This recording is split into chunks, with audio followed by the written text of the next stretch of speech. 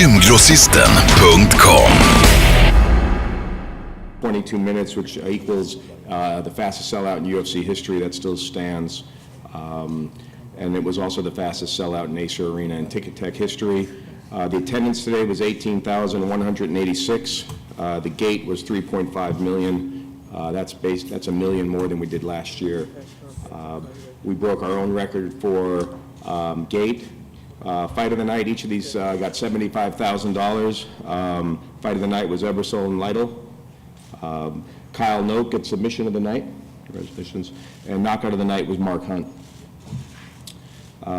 As you know, Jamie Tahuma, who is not with us, actually donated his fight purse. The UFC is matching that for the relief in New Zealand. We're also still taking bids for the UFC 127 memorabilia. We expect to approach $30,000 as part of a donation for the Queensland flood relief. Just some quick injuries. Tom Blackledge broke a small bone in his hand and will be flying back to England in the morning. So we'll go ahead and open it up to questions. I would like to ask that you wait until you have a microphone in your hand before you ask your question, and we'll go ahead and open it up. I see a hand here. Thank you. Michael, after a fight, Dana White came up to you and said something. What did he say? I'm trying to remember now, I mean, at the time the adrenaline was running very, very high. I think he just told me to keep my cool because, I was very excited, I mean. The Hoya Rivera, he's a good opponent and respected him going into the fight, but he said a few things and, it really hit a nerve with me and I bit my tongue and didn't say anything, but kind of lost control a little bit, and I'm apologetic for that. I shouldn't have done that. So yeah, he just told me to keep me cool. What did you think of the fight? Say that again. What did you think of your fight or performance? Yeah, well, I thought it was a good performance. I mean, as I said, I respect Jorge and I trained accordingly. I know he's been around the game for a long time and, he's fought, he gave Anderson Silva a good fight, he gave Rich Franklin a good fight, so I knew it was no walk in the park and, I was preparing for a hard fight like I always do and,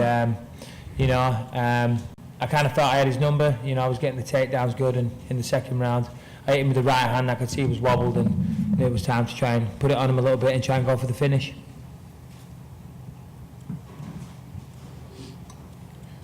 We've got a hand here.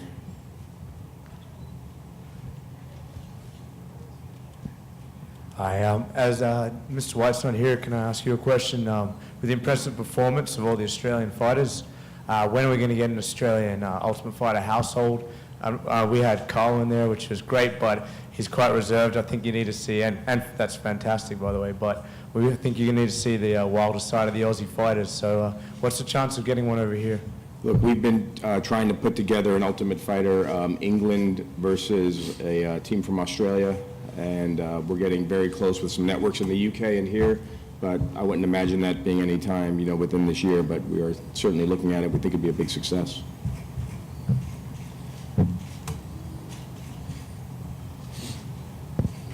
This is for John and BJ. With GSP fighting Jake Shields coming up and the possibility of him moving to middleweight, what would you guys think of a rematch possibly for a vacant welterweight belt? I think that'd be a great idea. I'd be down for that. I think it'd be an epic fight.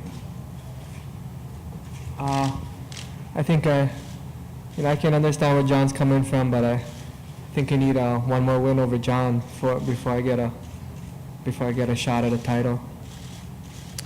And just for Kyle, can you just talk us through how you're feeling getting the fight at home and just a bit of reaction for your win? I'm excited, to get this win at home in front of an Aussie crowd is phenomenal for me. It's a dream come true. So, I'm happy right now. And Mark Hunt, pretty impressive win, knockout of the night. Talk us through. You've had a bit of a mixed bag in your MMA career. You've got to be pretty happy with that. Yeah, I'm very happy. It's been a long time between drinks for me, but I'm really happy I won. All right, go ahead down here.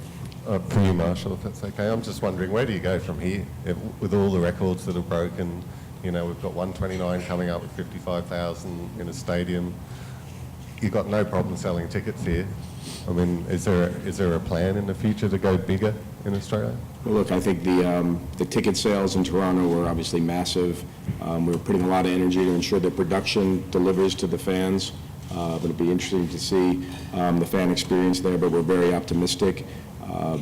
There's an arena here in Australia, in Melbourne, the Etihad, which has a roof. It's about 55,000. I have no doubt that if we can figure out the issue in Victoria, that would be a place for an event, and I think that we would sell out just as quickly as they did in Canada. Well, now that the government's just changed, hopefully we can get that legislation pushed through so that we can legalise it down there.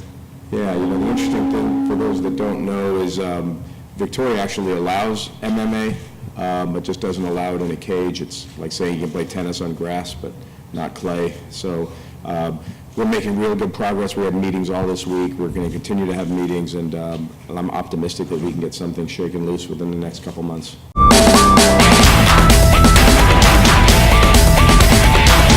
Gymgrossisten.com